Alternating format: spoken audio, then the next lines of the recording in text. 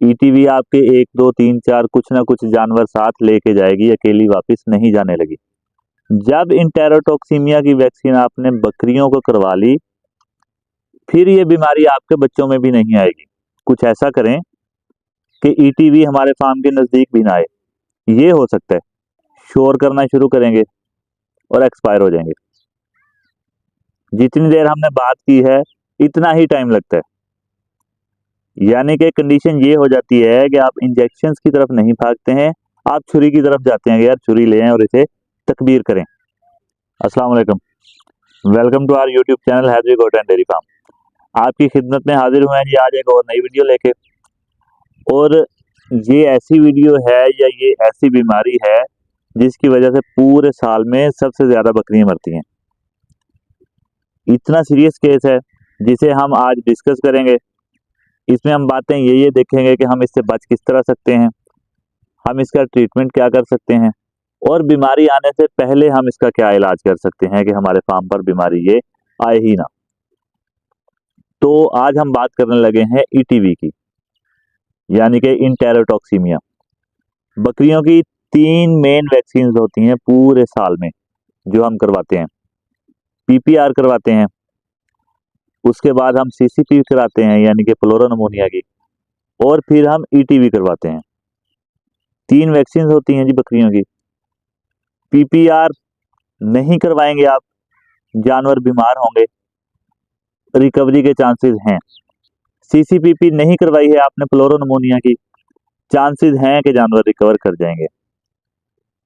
मगर जो ईटीवी है, इंटेरोटॉक्सीमिया है, बहुत ही खतरनाक बीमारी है जो आज का हमारा टॉपिक भी है। तो इंटेरोटॉक्सीमिया क्या है, इसकी अलामात क्या हैं, इस पे आज हम डिस्कस करेंगे।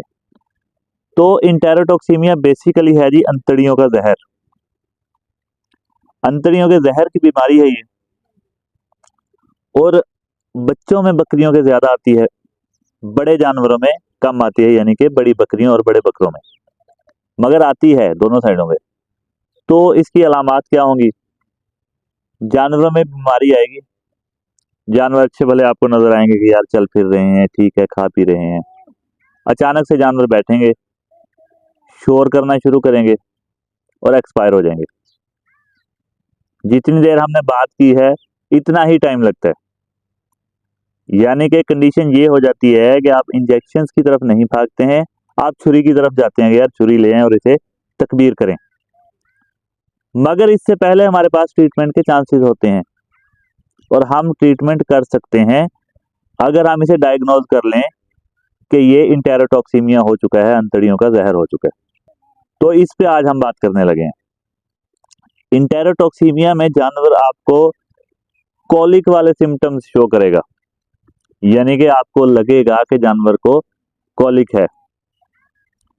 आप कॉलिक की मेडिसिन दे रहे हैं, जानवर रिकवर नहीं हो रहा है क्योंकि इसके कोई क्लियर सिम्टम्स नहीं होते हैं। टेम्परेचर है, आपको पता चल जाएगा कि यार टेम्परेचर हो चुका है। जानवर को कहीं पे कोई कट लग गया है, आपको पता है कि ये जख्म हो गया।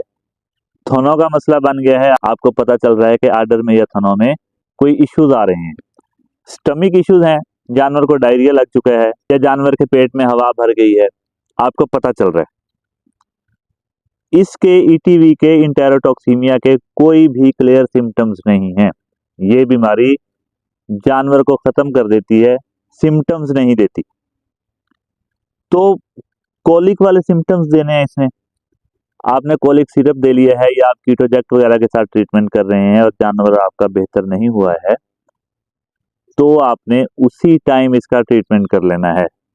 तब चांसेस हैं कि जानवर आपका बच जाएगा। अगर आपने कुछ घंटे और गुजार दिए, कॉलिक को देखते रहे हैं, कॉलिक नहीं ठीक हो रहा है, आप दोबारा से दवाई पिला रहे हैं या अच्छा यार सुबह फिर से देख लूंगा, इस तरह टाइम आपने वेस्ट कर लिया है, देन जानवर नहीं बचेगा। तो इसका ट्रीटमेंट क्या करना है? जब हम इसके ट्रीटमेंट की तरफ जाएंगे, क्योंकि ये एक जहर है, अंतड़ियों में जहर है जानवर के, तो इसमें हमने एट्रोपिन लगाना है।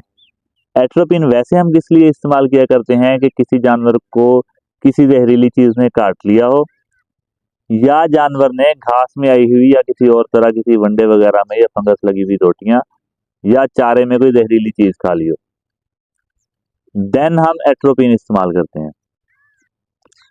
अंतड़ियों के जहर के लिए भी एट्रोपिन ही इस्तेमाल होगा। एट्रोपिन आप लगाएंगे और साथ में आप एंटीबायोटिक में जेंटामाइसिन लगा लेंगे। 2 इंजेक्शन आपने लगा लिए। जानवर आपको 2-3-4 घंटे में सिम्टम्स देने लग जाएगा कि मैं रिकवरी की तरफ जा रहा हूं या नहीं जा रहा हूं। तो अगर जानवर रिकवरी की तरफ जा रहा है तो आपने कोई 5-6 घंटे बाद दोबारा से यही इंजेक्शन रिपीट कर देने हैं, एट्रोपिन और जेंटामाइसिन। मगर याद रखिएगा, इस बीमारी का कोई भी प्रॉपर ट्रीटमेंट नहीं है, कोई भी प्रॉपर सिम्टम्स नहीं है। ये हम लगा सकते हैं, इससे जानवरों के चांसेस हैं रिकवर होने के, मगर इसका हम 100% मेक श्योर नहीं कर सकते हैं कि यही ट्रीटमेंट है। और ना ही ईटीवी का कोई प्रॉपर ट्रीटमेंट है कि जी ये इंजेक्शन आप लगा लें तो ईटीवी ठीक हो जाएगी। हाँ, इस बात पे हम आ सकते हैं कि ईटीवी आए ही ना, कुछ ऐसा करें कि ईटीवी हमारे फार्म के नजदीक भी ना आए, ये हो सकता है। ईटीवी आ गई उसके बाद ट्रीटमेंट मुश्किल है, ईटीवी ना आए ये सॉल्यूशन है। तो उसके लिए हम क्या करेंगे? उसके लिए हमने जाना है वैक्सीनेशन की तरफ, ईटीवी की। इंटेरोटॉक्सीमिया की वैक्सीनेशन मिलती है, सरकारी तौर पे भी आती है, आप प्राइवेट भी अपनी परचेज कर सकते हैं। अब ये बीमारी कितनी खतरनाक है इसका आप इस बात से अंदाजा लगा सकते हैं कि पीपीआर और सीसीपीपी साल में 1 दफा होती है, जबकि ईटीवी साल में 2 दफा होती है। ये हर 6 माह बाद वैक्सीन होती है। और इससे बच्चे ज्यादा क्यों इफेक्टेड होते हैं कि बकरी ने डिलीवरी कर दी, बच्चों को ईटीवी जब बच्चे 3 मंथ के हो जाएंगे फिर लगेगी, 3 मंथ से पहले ईटीवी नहीं लगनी है। और ईटीवी के केसेस इंटेरोटॉक्सीमिया के, अंतड़ियों के जहर के, बकरी के बच्चों की वैक्सीनेशन की एज पूरी होने से पहले आ जाते हैं। अब क्या करें? बच्चों को कैसे बचाना है? हमेशा याद रखिएगा, एक बात अपने माइंड में बिठा लें कि आपकी कोई भी बकरी जब कंसीव कर रही है, आपने उसकी डेट नोट करनी है। अल्लाह के आसरे पे नहीं छोड़ देना है कि अच्छा जी बकरी क्रॉस होगी है, कंसीव कर जाएगी, फिरती रहेगी, जब डिलीवरी होगी तो हो जाएगी। इस फार्मिंग वाले दिन चले गए हैं। अब अगर आप इस तरह फार्मिंग करेंगे तो याद रखिएगा आप अपना नुकसान करेंगे। थोड़ी बहुत कैलकुलेशन की तरफ आ जाएं, थोड़ी बहुत एडवांस फार्मिंग की तरफ आ जाएं, काम अच्छा है, मगर करना पड़ेगा। डेट आप नोट करेंगे बकरी क्रॉस करवाने की, और तीसरा महीना या चौथा महीना जब बकरी का हो चुका है गबन का, तो आपने अपनी बकरियों को ईटीवी की वैक्सीनेशन करवा लेनी है। जब इंटेरोटॉक्सीमिया की वैक्सीन आपने बकरियों को करवा ली, फिर ये बीमारी आपके बच्चों में भी नहीं आएगी। बकरियां भी आपकी महफूज रहेंगी, बकरियों के बच्चे भी महफूज रहेंगे। 3 महीने तक इसका असर रहेगा बच्चों में, 3 महीने के बाद आप दोबारा वैक्सीनेशन करवा सकते हैं। तो ये तरीका है बकरी के बच्चों को महफूज रखने का, ये तरीका है बकरियों को महफूज रखने का। बाकी जो आपके कुर्बानी वाले जानवर हैं, आप फैटनिंग का काम कर रहे हैं या आपने ब्रीडर रखे हुए हैं, उनको आपने हर 6 महीने बाद ईटीवी रिपीट करवानी है। ईटीवी को फार्म में नहीं आने देना। ईटीवी आएगी तो याद रखिएगा नुकसान किए बगैर, मोर्टेलिटीज किए बगैर ये वापस नहीं जाएगी आपके फार्म से। बेहतर है वैक्सीनेशन करवाएं। जब आपने वैक्सीनेशन बकरियों को करवा ली, बकरियां महफूज हो चुकी हैं, बकरियों के बच्चे 3 मंथ के लिए महफूज हो चुके हैं। अब इसमें ये नहीं करना है कि यार मेरी तो 3 बकरी हैं प्रेग्नेंट, महंगी वैक्सीन है, कोई महंगी नहीं है, आप 3 बकरियों को करवा लें। आपने नहीं करवाई है, अल्लाह ना करे आपकी किसी एक बकरी का बच्चा एक्सपायर हो गया, फिर वैक्सीनेशन से ज्यादा पैसों के बच्चे एक्सपायर हो जाएंगे। चाहे आप ब्रीड पे काम कर रहे हैं, चाहे आप मीट पे काम कर रहे हैं, बच्चे वैक्सीनेशन से ज्यादा महंगे होते हैं। तो वैक्सीनेशन पे फोकस करना है। ईटीवी की अब मैं बता चुका हूं, ईटीवी को नहीं आने देना अपने फार्म पे वैक्सीनेशन करके। ईटीवी फार्म पे आ चुकी है, ईटीवी नुकसान करेगी। ईटीवी आपके 1 2 3 4 कुछ ना कुछ जानवर साथ लेके जाएगी, अकेली वापस नहीं जाने लगी। आपने वैक्सीनेशन में नेग्लिजेंसी शो कर ली है, वैक्सीनेशन नहीं करवाई है, ईटीवी आ चुकी है, देन फिर आंखें खुली रखनी है। जानवर को हल्का सा पेट का दर्द आपको फील हो रहा है कि जानवर टांगे खींच रहा है या जानवर शोर कर रहा है या जानवर में बेचैनी है, इस तरह की अलामतें जानवर दे रहा है, आपने कॉलिक भी पिला देना है, यानी कि पेट के दर्द का ट्रीटमेंट भी कर देना है। साथ में जेंटामाइसिन और एट्रोपिन आपने लगा देना है बगैर देर किए, क्योंकि आपको पता है कि आपने वैक्सीनेशन नहीं करवाई हुई है। इस सारी मुसीबत से बचने के लिए बेहतर है कि वैक्सीनेशन करवा लें, हर 6 महीने बाद इसको रिपीट करवाते रहें। तो ये थी जी आज की वीडियो। हम मोस्टली अब वीडियोस जो बना रहे हैं वो मैसेजेस पे बना रहे हैं या कॉल्स पे बना रहे हैं, जो हमारे फार्मर्स भाइयों को इश्यूज आ रहे हैं। अब काफ़ी सारी वीडियोस टॉपिक्स इकट्ठे हुए थे, जिसमें कुर्बानी वाले बकरों की खुराक, यही ईटीवी, और इसके बाद ब्रायलर वाली फीड जो कुर्बानी वाले बकरों को खिलाई जाती है वो।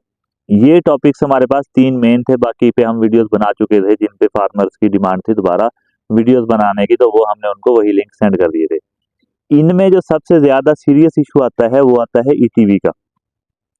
इसलिए हमने सबसे पहले कोशिश ये की है कि ईटीवी की वीडियो बना के अपलोड कर दें, ताकि इंटेरोटॉक्सीमिया आने से पहले या वो दोस्त जिन्होंने वैक्सीनेशन नहीं करवाई है और 6 माह से ज्यादा हो चुके हैं, वो अपने जानवरों को वैक्सीनेशन करवा लें और जानवर महफूज हो जाएं।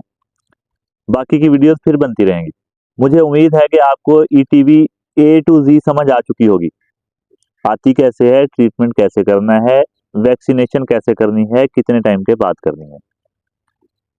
तो इसके बाद भी अगर आपके कोई क्वेश्चंस हों, आपको किसी बात की नहीं समझ आई है, आप कुछ पूछना चाहते हैं वीडियो देखने के बाद भी, तो आप हमारे साथ व्हाट्सएप पर कांटेक्ट कर सकते हैं। व्हाट्सएप नंबर आपकी स्क्रीन पे शो हो रहा है 0306783997। इस नंबर पर आप व्हाट्सएप पर मैसेजेस करेंगे, नंबर पर डायरेक्ट कॉल या व्हाट्सएप पर कॉल्स करने से अवॉइड कीजिएगा। वीडियो सेंड कर लें, वॉइस मैसेजेस, टेक्स्ट मैसेजेस कर लें। हम जैसे ही फ्री होते हैं मैसेजेस देखते हैं, रिप्लाई करते हैं। ऐसा नहीं करते हैं कि हमने वीडियो में नंबर का बता दिया, आप नंबर पे मैसेजेस कर रहे हैं तो हम रिस्पॉन्ड बैक नहीं करते हैं। ऐसा कभी भी नहीं होगा। मैसेजेस लेट हो सकते हैं, रिप्लाईज, मगर आपको रिप्लाई मिलेगा।